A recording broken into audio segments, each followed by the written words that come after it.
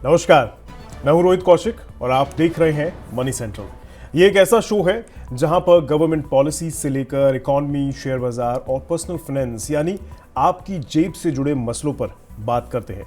इस मसलों को आसान भाषा में विस्तार से समझाने के लिए हमारे साथ मौजूद हैं हमारे सहयोगी और वरिष्ठ आर्थिक पत्रकार प्रवीण शर्मा जी। सर, आपका मनी सेंट्रल में बहुत बहुत स्वागत है। धन्यवाद रोहित।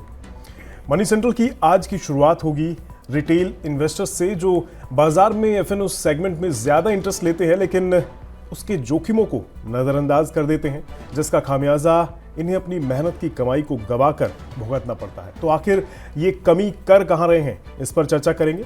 इसके बाद हम बात करेंगे देश के बैंकों पर, जो कभी मिनिमम बैलेंस की लिमिट वाले क्राइटेरिया को पूरा ना करने पर ग्राहकों पर जुर्माना लगा रहे थे, लेकिन अब उनके सुर थोड़े बदलते हुए दिखाई दे रहे हैं। क्या है मामला, उसे समझेंगे और आखिर में बात करेंगे जियो ब्लैक रॉक पर, जिनके आने वाले नए फंड्स, अब कंपनी क्या स्ट्रैटेजी अपना रही है इनको लेकर, इन पर नए म्यूचुअल फंड्स को लेकर क्या कुछ उन्होंने नया प्लान तैयार किया है, इसकी कैटेगरी को लेकर किस तरह के लोगों को ये ध्यान में रख रहे हैं, किस तरह के डिज़ाइंस फोकस कर रहे हैं, इस पर हम चर्चा करेंगे। तो चलिए शुरुआत करते हैं आज के शो की। चर्चा की शुरुआत करते हैं रिटेल इन्वेस्टर्स पर पड़ रही एफएनओ की मार से। हाल में सेबी की एक स्टडी सामने आई है, जिसके मुताबिक इंडिविजुअल ट्रेडर्स को इक्विटी डेरिवेटिव मार्केट में ईयर ऑन ईयर बेसिस पर 41% का लॉस हो रहा है। और ये लॉस छोटा मोटा नहीं है, बल्कि 1 लाख करोड़ से भी ज़्यादा का है। क्या जेनरल स्ट्रीट कैपिटल वाला मामला भी इसमें एक अहम रोल निभा रहा है? क्या रिटेल इन्वेस्टर्स, जो रिटेल ट्रेडर्स एफएनओ में कोई बड़ी गलती कर रहे हैं, कोई चूक कर रहे हैं? क्या है मामला, चलिए समझते हैं इसे। सर, मेरा पहला सवाल आपसे ही रहेगा। सेबी की स्टडी सामने आई है, आपको मालूम है, और इसमें कुछ फैक्ट्स सामने रखे गए हैं। क्यों रिटेल निवेशक का जो है एफएनओ सेगमेंट में लॉस हो रहा है, ये मैं समझना चाहूँगा। नहीं, देखिए, सेबी की एक स्टडी पहले भी हुई थी, एफ&ओ को लेके ही हुई थी। उसमें सेबी ने ये कहा था कि 91% जो लोग करते हैं एफ&ओ में या डेरिवेटिव्स में ट्रेड करते हैं, उनमें 91% लोगों को इसमें नुकसान उठाना पड़ता है। और ऐसे में आम लोगों को बिना जानकारी के या बहुत अच्छे से, जब तक वो इसके लिए तैयार ना हो, एफ&ओ ट्रेड से बचना चाहिए। ये सेबी ने साफ तौर पे कहा था, 1 साल पहले की बात है जी। अब सेबी की एक बार फिर से एक बड़ी रिपोर्ट आई है, स्टडी आई है, आज सुबह ही आई है, जिसमें साफ तौर पे ये बताया गया है कि भले तमाम जो जानकार हैं वो बार बार लोगों को चेतावनी देते हैं कि आप एफ&ओ से, डेरिवेटिव ट्रेड से आप खुद को दूर रखें, इसके बावजूद इस सेगमेंट में, इस मार्केट में लोगों का अपने हाथ जलाने का जो सिलसिला है वो जारी है। और न सिर्फ जारी है, बल्कि वो बढ़ता दिखाई दे रहा है। लोगों के लॉसेस बढ़ते हुए नज़र आ रहे हैं जी। अब FY24 की बात करें, यानी 2023-24 की बात करें, तो लोगों को, जो आम रिटेल इन्वेस्टर है, छोटे इन्वेस्टर्स की मैं बात कर रहा हूँ, उनको लगभग 74,000 करोड़ रुपए का क्यूमुलेटिव लॉस हुआ था, सारे अगर हम रिटेल इन्वेस्टर्स को मिला दें जी। 1 साल बाद अब जब सेबी की स्टडी फिर से आई है, उसमें यह कहा गया है कि FY25 में, यानी 2024-25 में ये लॉसेस बढ़कर आपके 1,06,000 करोड़ रुपए पे पहुंच गए हैं। इसमें 40% से ज़्यादा का इजाफा हुआ है, 41% अगर हम एग्जैक्टली बात करें जी। यानी सेबी की तमाम चेतावनियों के बावजूद, तमाम वार्निंग्स के बावजूद, और पिछले साल सेबी ने एफ&ओ ट्रेडिंग को लेके तमाम तरह के अपने रेगुलेशन जो है वो टाइट किए थे, जिसमें मिनिमम लॉट साइज बढ़ा दिया था और बहुत सारे ऐसे उपाय किए थे ताकि छोटे इन्वेस्टर इससे खुद को दूर रखें, अपना लॉसेस न करें। इसके बावजूद ये आंकड़ा बढ़ के 1,06,000 करोड़ पे पहुंच गया है। अगर आप एवरेज देखेंगे तो वो तादाद भी बढ़कर 1 लाख रुपए, 1.1 लाख जो रुपए है, वो एवरेज जो कस्टमर है या ट्रेडर है उस पर पहुंच गई, छोटे निवेशक की बात करें। इसमें अगर आप देखेंगे तो 27% का तगड़ा इजाफा यहाँ दिखाई दे रहा है। तो ओवरऑल जो है, पिछले साल 86,000 रुपये का लॉस दिखाई दे रहा था, इस बार वो बढ़कर 1 लाख रुपए के लॉस पे पहुंच गया है। एक और फैक्टर जो इम्पोर्टेंट है, जो सेबी की स्टडी में सामने आ रहा है, वो ये है कि पिछले साल जो इन्वेस्टर्स की तादाद जो थी एफ&ओ में ट्रेड करने वाले रिटेल इन्वेस्टर्स, वो लगभग 86 लाख के आसपास थे। ये तादाद भी 1 साल बाद बढ़ के 96 लाख के आसपास पहुंच गई है। तो कुल मिला के अगर आप देखेंगे तो लोग जो है वो अपना नुकसान करते हुए दिखाई दे रहे हैं। और एक और जो महत्वपूर्ण बात है यहाँ पे जो चौंकाती है वो ये है कि हाल में ही सेबी ने मार्केट में एक बड़े फ्रॉड का खुलासा किया है। जेन स्ट्रीट की मैं बात कर रहा हूँ। 36,500 करोड़ रुपए का जो डेरिवेटिव ट्रेड के जरिए प्रॉफिट बनाने का आरोप सेबी ने जेन स्ट्रीट पे लगाया है। हालांकि उसमें बहुत सारी चीज़ें चल रही, लेकिन ऐसे वक्त पर हम ये देख रहे हैं कि जो छोटे निवेशक हैं वो मात खा रहे हैं। बड़े निवेशक जो हैं, इंस्टीट्यूशनल इन्वेस्टर जो हैं, बड़े जो मार्केट में खेल करने वाले लोग हैं, वो यहाँ पे भले मुनाफा बना रहे हैं, लेकिन जो लालच है वो छोटे निवेशकों को डुबाता हुआ दिखाई देता है। मतलब बीते कुछ टाइम के अंदर निवेशकों की संख्या बढ़ गई है, लेकिन वो निवेशक जो है एफएनओ सेगमेंट की तरफ आकर्षित हो रहे हैं, शायद इसलिए कि उसमें ज़्यादा बड़ा मुनाफा एकदम से दिखाई देता है। सर, ये इन्फ्लुएंस होने का कारण क्या है? इसके पीछे कौन लोग ऐसा रोल निभा रहे हैं जो लोग एफएनओ सेगमेंट की तरफ एकदम से आकर्षित हो रहे हैं? बाजार में तो और भी तरीके हैं ना पैसे कमाने के। देखिए, सबसे बड़ा तो जो अट्रैक्शन है वो है लालच का। लोगों का जो ग्रीड है, लोगों की ग्रीड और बहुत कम वक्त में बहुत ज़्यादा पैसे बना लेने का एक जो ख्वाब दिखाया जाता है कि जो डेरिवेटिव्स में या फ्यूचर्स और ऑप्शंस में आप चुटकियों में लंबा चौड़ा पैसा बना सकते हैं, अनलिमिटेड मल्टीफोल्ड आप पैसा पैदा कर सकते हैं। वो लोगों को शेयरों में जो एक लॉन्ग टर्म इन्वेस्टमेंट की स्ट्रेटजी बताई जाती है, ज़्यादातर जो इन्वेस्टमेंट के एक्सपर्ट हैं, जानकार हैं, वो कहते हैं कि आपको लंबे वक्त तक अच्छी कंपनियों में इन्वेस्ट करिए और लंबे वक्त तक उनमें टिके रहिए, तब आप जाके एक बड़ी पूंजी क्रिएट कर सकते हैं। शेयरों में ज़्यादा अच्छा आपको रिटर्न मिल सकता है दूसरे एसेट्स क्लास के मुकाबले।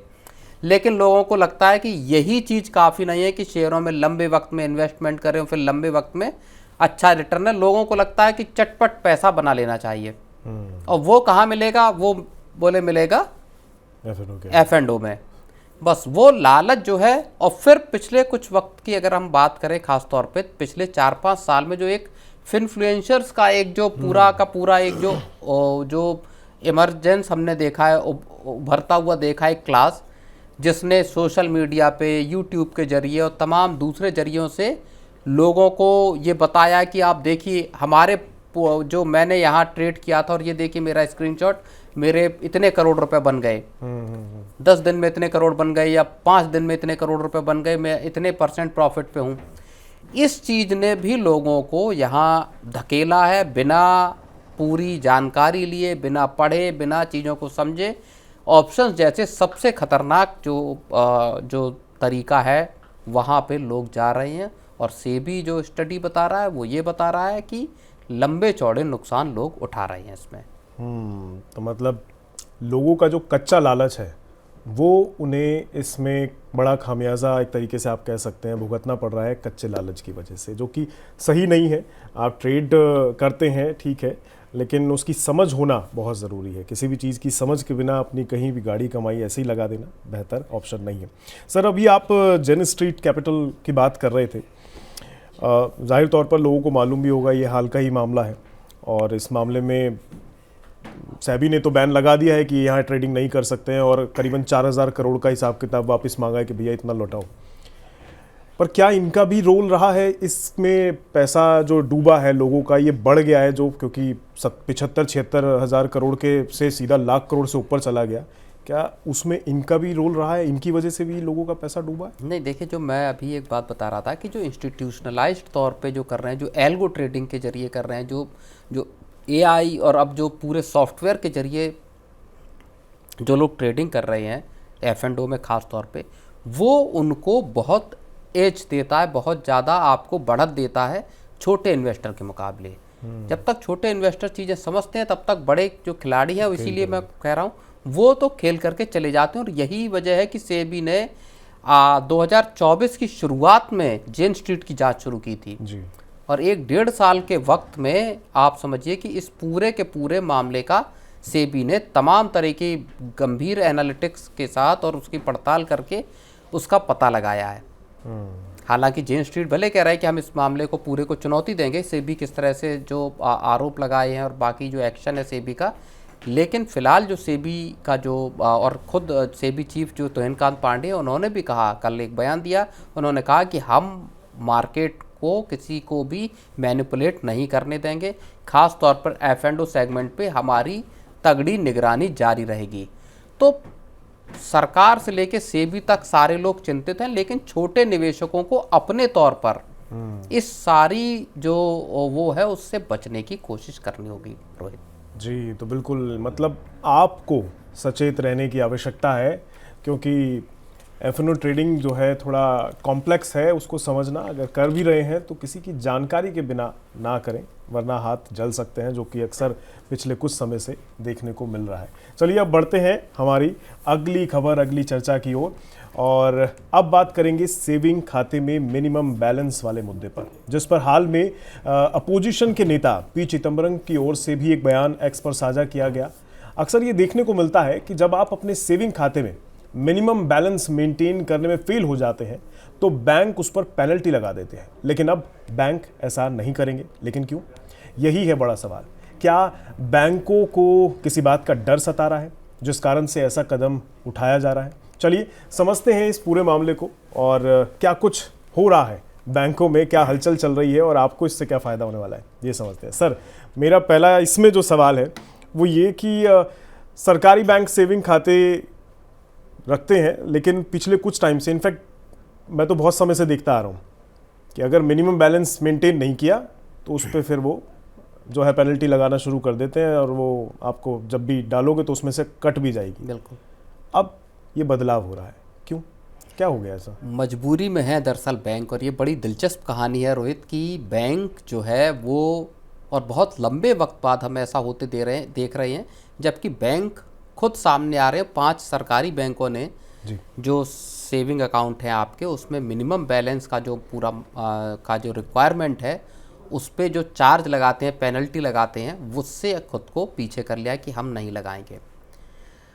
मजबूरी क्या है कि पिछले कुछ वक्त में लोगों ने बैंकों में एक तो डिपॉजिट करना पैसा बंद कर दिया मतलब कम कर दिया। बहुत जो पहले डिपॉजिट ग्रोथ आती थी वो बैंकों की डिपॉजिट ग्रोथ नहीं है, और इसको लेके बैंकों में खलबली पिछले 1-1.5 साल से मची हुई है। खुद RBI गवर्नर को कहना पड़ा, उस समय शक्तिकांत दास थे, उन्होंने कहा कि बैंकों को डिपॉजिट मोबिलाइजेशन के लिए कुछ नए उपाय, नए कदम उठाने होंगे। अब हाल के वक्त में क्या हुआ कि अब अगर आप फरवरी से देखेंगे तो फरवरी से लेके और जून तक 3 बार रेट कट हो चुका है जी।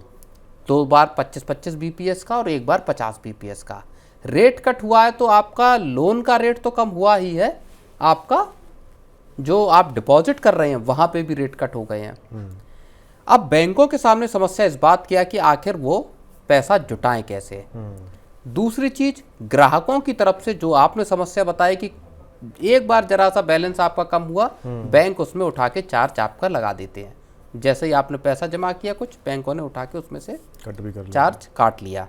तो ये समस्या लंबे वक्त से लोग इस बात की शिकायत कर रहे थे, और मामला थोड़ा सियासी भी हो गया। जबकि पूर्व फाइनेंस मिनिस्टर जो पी चिदम्बरम है, उन्होंने इस बात को लेके भी ट्वीट कर दिया जी, कि जिस चीज़ को लेके बैंक लगातार लूट रहे थे, कुछ बैंक ऐसे हैं जिनके जो प्रॉफिट्स हैं उसमें एक बड़ा हिस्सा इस तरह के चार्जेस का है जो कि मिनिमम बैलेंस से आता है। खासतौर पर अगर आपको याद होगा 2020 में स्टेट बैंक ऑफ इंडिया का, SBI का मामला था, जब किसी शख्स ने एक RTI लगाई और उसमें ये निकल के आया कि बैंक के नेट प्रॉफिट का बड़ा हिस्सा तो साहब निकल के आ रहा है केवल मिनिमम बैलेंस चार्ज से। इसके बाद जो आउटक्राई मचा या जो बवाल मचा, उसके बाद बैंक को पहली बार SBI ने खुद को पीछे किया कि ठीक है, हम मिनिमम बैलेंस पे कोई चार्ज अब नहीं लेंगे। लेकिन अब उस कड़ी में 2020 के बाद 2025 आ गई, 5 साल हो गए। अब जो तमाम बैंक हैं, कम से कम सरकारी बैंक, वो इस दिशा में आगे आ रहे हैं कि ठीक है, अब हम कोई चार्ज नहीं लेंगे ताकि लोग बैंकों में डिपॉजिट करें। पी चिदम्बरम साहब ने यह कहा कि जब लोगों ने बार बार शिकायत की और उस पर कान नहीं दिया गया किसी बैंक की तरफ से, सरकार ने एक तरह से इनको छूट दी हुई थी कि आप जो चाहें मनमानी चार्ज वसूल करें। तब जो लोगों ने उसका तरीका ये निकाला कि लोगों ने सारा पैसा अपना लगाना कहाँ शुरू कर दिया, बोले फाइनेंशियल मार्केट्स में, आपने म्यूचुअल फंड शेयर बाजार में पैसा लगाना शुरू कर दिया, लोगों का माइंड डाइवर्ट हो गया कि उधर से वो इधर बिल्कुल शिफ्ट हो गए। सेविंग की बजाय इन्वेस्टमेंट की तरफ लोग मुड़ गए। पिछले 4-5 साल की ये पूरी एक कहानी भी है। कोविड के पीरियड से अगर हम देखें तो जिस तरह से फाइनेंशियलाइजेशन हुआ है और उसको लेके सरकार ने भी चिंता भी जताई है, अच्छी भी बात है, लेकिन सरकार की और बैंकों की फिक्र सी बात कहे कि लोग तो साहब SIP कर रहे हैं, लोग बैंकों में पैसा ही नहीं रख रहे हैं। तो अब मजबूरी में आके बैंक आ रहे हैं इस दिशा में, ये पी चिदम्बरम साहब का कहना है। अच्छा, एक फैक्टर और है जी। एक फैक्टर बड़ा है जनधन खातों का। हाँ, ये मैं पूछना भी चाह रहा था एक्चुअली आपसे, बिल्कुल कि जनधन खाते में ये मिनिमम बैलेंस मेंटेन करने वाली सिरदर्दी नहीं है, उसमें तो इसका प्राइवेट impact और भी पड़ा होगा सरकारी दोनों तरह के बैंकों को सरकार की तरफ से निर्देश है कि जनधन खाते में आप मिनिमम बैलेंस का कोई चार्ज नहीं लेंगे। अब क्या था कि शुरुआत में जब जनधन खाते खुले, तो कल हमने इनऑपरेटिव जनधन खातों की बात भी की थी, तो तब जनधन खातों में बहुत सारे जनधन खाते डोरमेंट रहे, उनमें कुछ पैसा नहीं था जी। लेकिन बाद में जब हमने देखा कि जो बड़ी तादाद में जनधन खाते हैं उनमें अच्छा खासा बैलेंस दिखाई दिया है, तो इससे एक सरकार को सबक ये मिला कि जनधन खातों में अगर बैलेंस हो सकता है और मिनिमम बैलेंस का जो चार्ज है वो नहीं लिया, इसका क्या ये एक अच्छा परिणाम है। ऐसा सरकारी हलके में इस बात के संकेत गए, तब शायद सरकार ने अब जो फाइनेंस मिनिस्ट्री के अफसरों के साथ जो बातचीत हुई है, जो उनकी तरफ से निर्देश आए हैं, उसमें इन बैंकों से कहा गया है कि वो आखिर मिनिमम बैलेंस का चार्ज क्यों ले रहे हैं, इसका क्या फ़ायदा हो रहा है, तो ऐसी क्या ज़रूरत है कि आप मिनिमम बैलेंस पूरा नहीं हो रहा तो उस पर आप एक चार्ज लगा रहे हैं। बेसिकली वैसे सर देखा जाए, जाहिर तौर पर बैंक्स में जो जिन पे पैसा है तो वो तो प्राइवेट बैंक्स में भी है, बिल्कुल। तो इन बैंकों में या खासकर सरकारी बैंकों में ऐसे लोग हैं जो हो सकता है मिनिमम बैलेंस मेंटेन ही नहीं कर सकते, और अब जनधन खाता में अगर वो अपना अकाउंट खोल पा रहे हैं तो यहाँ तो डिपॉजिट करेंगे नहीं। और अगर प्राइवेट बैंक भी देती है मिनिमम बैलेंस से छूट का, जनधन खाते तो है ही, इसके अलावा जैसे सैलरी अकाउंट है जी, वहाँ भी आपको मिनिमम बैलेंस नहीं रखना। उसके अलावा कुछ लोग जैसे आप मान लीजिए एक सर्टेन अमाउंट की FD करते हैं, अलग अलग ऑफर है, उसमें भी आपको मिनिमम बैलेंस रखने की ज़रूरत नहीं होती है। तो ऐसा नहीं है कि केवल सरकारी बैंक ही दे रहे हैं, प्राइवेट बैंक भी देते हैं। तो अब सरकारी बैंकों को ये समझ में आ रहा है कि अगर आपको डिपॉजिट चाहिए आम लोगों के, तो आपको अपनी स्ट्रेटजी बदलनी होगी, आपको थोड़ा सा आम आदमी को उसको मिनिमम बैलेंस, जो एक बेसिक रिक्वायरमेंट है कि जहां आप पैसा पार्क कर रहे हैं, अगर आपका बैलेंस मान लीजिए कुछ वक्त के लिए कम हुआ जो आपने तय कर रखा है, तो आप उस पर चार्ज लगाएंगे। तो सरकार की तरफ से अब निर्देश बैंकों को एक तरह से आ रहे हैं कि आप इस चीज़ से दूर हटें, और आम आदमियों के लिए, आम लोगों के लिए कम से कम ये एक बहुत बड़ी राहत की बात होगी अगर 5 बैंकों के बाद अब और बैंक भी इस दिशा में आगे बढ़ते हैं, और ऐसा होने की संभावना काफ़ी है।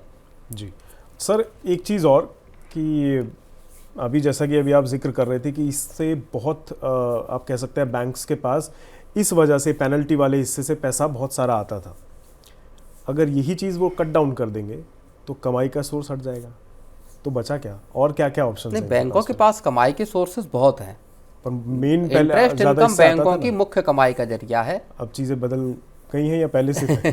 नहीं, बैंकों के पास कमाई का देखिए सबसे मुख्य जरिया है कि आप क्रेडिट बांटते हैं, क्रेडिट पे जो ब्याज मिलता है आपको, तो नेट इंटरेस्ट इनकम बैंकों की सबसे बड़ी कमाई का एक सोर्स होता है। तो चार्जेस लेना बैंकों की कमाई का हिस्सा वैसे आइडियली नहीं है। ओके, चार्जेस तो बैंकों ने कहा कि ठीक है यहाँ से मिल जाए। अब ATM का चार्जेस भी अभी हाल में बढ़े, बहुत सारे दूसरे चार्जेस भी बढ़ाए, तो लोगों की जेब पर अगर आप बोझ डालेंगे तो फिर लोग उसका ऑल्टरनेटिव फिर ढूंढेंगे, और जिसको चिदम्बरम साहब भी कह रहे हैं कि जब लोगों ने झटका दिया तो आप लाइन पर आते हुए दिखाई दिए। तो बैंकों को अपने चार्जेस को वैसे ही, अगर आप देखें दुनिया भर की जो कॉस्ट है, जो महंगाई है, वो लोगों की जेब पे है। तो बेसिकली लो कॉस्ट जो समस्या है उसको अब बिल्कुल सरकारी बैंक उन चीज़ों से थोड़ा परहेज कर रहे हैं कि भाई लोगों से चार्ज लेंगे तो लोग पैसा ही नहीं डालेंगे बैंक में, और अगर बैंकों के पास पैसा नहीं होगा तो वो आगे लगाएंगे कहाँ। तो शायद इस समस्या से निपटने का ये हल इन्होंने ढूंढ लिया है कि अब से चार्ज ना लिया जाए। खैर, बढ़ते हैं अब अगली खबर की ओर, और अब बात जियो ब्लैक रॉक की। जियो ब्लैक रॉक के आने वाले 8 नए म्यूचुअल फंड्स की अब बात करेंगे। एक लाइन में अगर कहूं तो इस जॉइंट वेंचर का मकसद भारत की म्यूचुअल फंड मार्केट में बड़ा तहलका मचाना है। कारण ये ऐसे फंड्स पर काम कर रहे हैं जिससे इनके फंड्स की अफोर्डेबिलिटी उन लोगों की पहुंच में आ जाएगी जो अब शायद म्यूचुअल फंड मार्केट में अभी तक जिनकी शायद आप कह लें एंट्री भी नहीं हुई है। तो लोगों का ध्यान आकर्षित जरूर वो इसके जरिए कर रहे हैं। तो चलिए इसे और थोड़ा विस्तार में समझते हैं सर के द्वारा। सर, हम जियो ब्लैक रॉक पे कई बार चर्चा कर चुके हैं। दुनिया में अब फिलहाल इसकी चर्चा बहुत ज़ोर शोर से हो रही है। इन्होंने बीते 1 महीने के अंदर 3 फंड ला भी दिए हैं, 8 और आ रहे हैं। ऐसी चर्चा है कि अगले कुछ महीनों में हो सकता है 8 और दिख जाए। बिल्कुल। क्या स्ट्रैटेजी के साथ ही काम कर रहे हैं कि आगे एक और एकदम से धमाका करने की तैयारी में इतनी जल्दी जल्दी ला रहे हैं? नहीं, पिछले महीने ही सेबी से जियो ब्लैक रॉक एएमसी को मंजूरी मिली थी म्यूचुअल फंड लॉन्च करने की। उसके बाद सेबी से मंजूरी मिली इस वेंचर को, जॉइंट वेंचर को, ब्रोकरेज की सर्विस को शुरू करने की जी। और इसके तुरंत बाद जून के आखिर में जियो ब्लैक रॉक ने अपने 3 फंड उतार दिए। तीनों डेट फंड जी थे। इन तीनों फंड्स का जो आप समझिए कि जो रिस्पॉन्स रहा लोगों का, एनएफओज का, वो बेहद उत्साहित करने वाला जियो ब्लैक रॉक के लिए है। जी। आप समझिए कि 17,000 करोड़ से ज़्यादा की रकम जुटा ली इन 3 फंड्स ने एनएफओ के जरिए जुटा ली एक बहुत ब्रीफ पीरियड में। करीब 65,000 से ज़्यादा रिटेल इन्वेस्टर्स इसमें शामिल हुए और अच्छी खासी तादाद में इंस्टीट्यूशनल इन्वेस्टर्स ने भी पैसा लगाया जी। अब इस चीज़ ने संभवतः जियो ब्लैक रॉक को उत्साहित किया कि वो और लेके आए। हालांकि प्लानिंग उनकी पहले से चल रही होगी और अब उसमें जो बात आ रही है, जो एक खबर आई है, उसके हिसाब से कहा यह जा रहा है कि इस साल के आखिर तक कुल मिला के लगभग 11-12 फंड जियो ब्लैक रॉक उतार सकती है। 3 फंड आ चुके हैं। 8 फंड्स के लिए पेपर्स सेबी के पास दाखिल किए जा चुके हैं, लेकिन जियो ब्लैक रॉक इन चीज़ों पे, इसमें प्राइसिंग या किस तरह के फंड होंगे, और एक बड़ी चीज़ ये है कि ये इक्विटी और डेट दोनों कैटेगरीज में फंड आ सकते हैं। ऐसी सोर्सेस के हवाले से खबरें हैं। जी। सर, आखिर जियो ब्लैक रॉक टारगेट किस तरह के ग्राहकों को कर रही है? क्योंकि बाज़ार में जिस तरह आ रहे हैं, मैं जो समझ रहा हूँ, मैंने वो चीज़ अभी नोटिस भी करी कि मुझे लगता है ये उन लोगों को टारगेट कर रहे हैं जो शायद बाज़ार में अभी है नहीं, पर उनको फोकस उस तरफ है। आपको क्या लग रहा है, किस तरफ ध्यान ज़्यादा है इनका? नहीं, बिल्कुल। देखिए, एक तो पहली चीज़ ये है कि 3 जो फंड आए उनका जो रिस्पॉन्स है वो भी इस बात को बता रहा है कि बड़ी तादाद में जो आम जो भारत है वहाँ के लोग इसमें पैसे लगाने के लिए उत्सुक दिखाई दे रहे हैं। टारगेट जियो ब्लैक रॉक का है सीधे तौर पर देश के बिल्कुल आम आदमी, आम घर तक पहुंचने का, गांव देहात, रूरल एरियाज तक में पहुंचकर अपने म्यूचुअल फंड और एसआईपीस को बेचने का। जियो टेलीकॉम के टाइम पे बिल्कुल, जो करा कि सबके हाथ में म्यूचुअल फंड भी आ जाए। म्यूचुअल फंड, बिल्कुल। अब उसमें जियो ब्लैक रॉक को बढ़त किस चीज़ में हासिल है? एक तो जियो का जो टेलीकॉम का पूरा नेटवर्क मौजूद है, उसका इस्तेमाल, जो डिस्ट्रीब्यूशन नेटवर्क है रिलायंस के पास, उसका फ़ायदा जियो ब्लैक रॉक को मिलेगा। जिसमें जियो प्लेटफॉर्म है आपका मोबाइल को लेके, जिसमें रिलायंस रिटेल के का जो पूरी चेन है आपकी पूरे देश भर में, जो रिटेल के मार्ट हैं, उनका फ़ायदा उठा सकती है कंपनी अपने म्यूचुअल फंड प्रोडक्ट्स को बेचने के लिए। तो बिल्कुल आम आदमी तक उस तरह से पहुंचने की, एक तो डिजिटल फर्स्ट को तरजीह दे रहे हैं और इस तरह से पहुंच सकते हैं। दूसरा जो तरीका है वो है जो अलादीन जो प्लेटफॉर्म है या सॉफ्टवेयर है जो ब्लैक रॉक का, उसके जरिए। तो डिजिटल पे फोकस बहुत ज़्यादा है। और तीसरी जो बड़ी चीज़ है वो है बिल्कुल छोटे अमाउंट के इन्वेस्टमेंट को लेके आना। आई थिंक 500 मिनिमम 500 रुपये के इन्वेस्टमेंट का ही यहाँ पे भी था। जो 3 फंड आए थे उनमें मिनिमम इन्वेस्टमेंट 500 रुपये का था और माना ये जा रहा है कि आने वाले भी जो फंड होंगे उनमें भी आपका जो इन्वेस्टमेंट का जो मिनिमम अमाउंट होगा वो 500 रुपये का होगा। इसका मतलब ये है कि बिल्कुल जो छोटा गरीब तबके के जो लोग हैं, गांव देहात के लोग हैं, उनको ये सहूलियत मिलेगी कि वो डिजिटली एक बिल्कुल छोटी रकम को इन्वेस्ट कर सकें। बेसिकली जो ऐसे निवेशक हैं जो शायद अफोर्ड ज़्यादा अमाउंट में चीज़ों को नहीं कर सकते हैं, उनके लिए ये चीज़ होगी कि वो छोटे छोटे अमाउंट में ही पैसा निवेश करें। अब और इसमें एक फ़ायदा जियो ब्लैक रॉक को जो मिल सकता है वो इस बात से मिल सकता है कि उनके पास एक डायरेक्ट रीच होगी कस्टमर तक पहुंचने की। अच्छा, हाँ, जिसमें मैं ये समझना भी चाह रहा था सर कि एजेंट्स को बाईपास करके, क्योंकि अब तक क्या हो रहा है, दलाल जो बीच में रहते थे उनके थ्रू चीज़ें होती थी। अब अगर वो कहीं कुछ मैनिपुलेट कर रहे हैं तो जो बाद में वाला बंदा है जिसको एक्चुअल करना है तो वो नहीं, इसमें जो डिस्ट्रीब्यूटर्स बेसिकली क्या है, म्यूचुअल फंड आप दो तरीके से खरीद सकते हैं, या तो डिस्ट्रीब्यूटर्स के जरिए रेगुलर प्लान जिसको बोलते हैं, या फिर आप डायरेक्ट खरीद सकते हैं डिजिटली सीधा आपने, या म्यूचुअल फंड के साइट पे जाके वहाँ से आपने परचेज कर लिया। इनकी कुछ अलग तो स्ट्रेटेजी। दो तरीके ये थे। अब ये सीधा यहाँ आपने डिस्ट्रीब्यूटर्स का नेटवर्क पूरी तरह से कट डाउन कर दिया। आप डायरेक्ट जो है वो इन्वेस्टर तक पहुँच रहे हैं।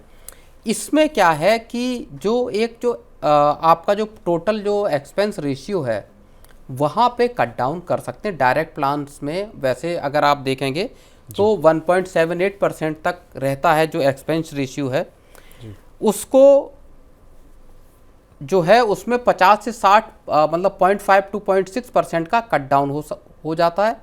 2.5% तक ये बढ़ के पहुँच जाता है। अगर आपका मतलब हम टोटल एक्सपेंस रेशियो को अगर हम देखें तो मैक्सिमम 2.5% तक जाता है। तो उसमें 50-60 BPS का है या 0.5-0.6% तक की जो कटौती है वो जियो ब्लैक रॉक को मिल सकती है।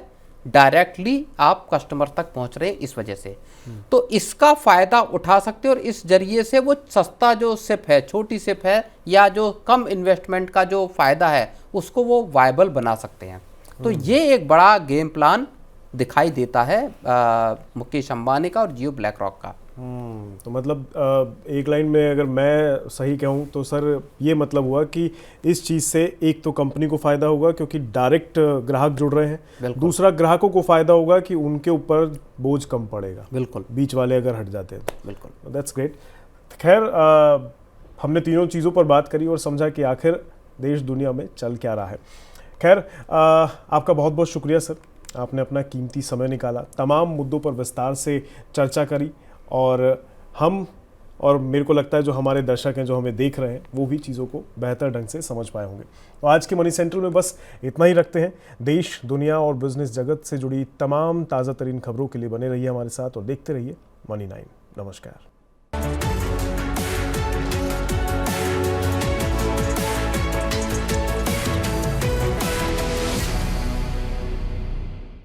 मनी 9 लाया है मेंबरशिप प्रोग्राम मनी 9 प्राइम।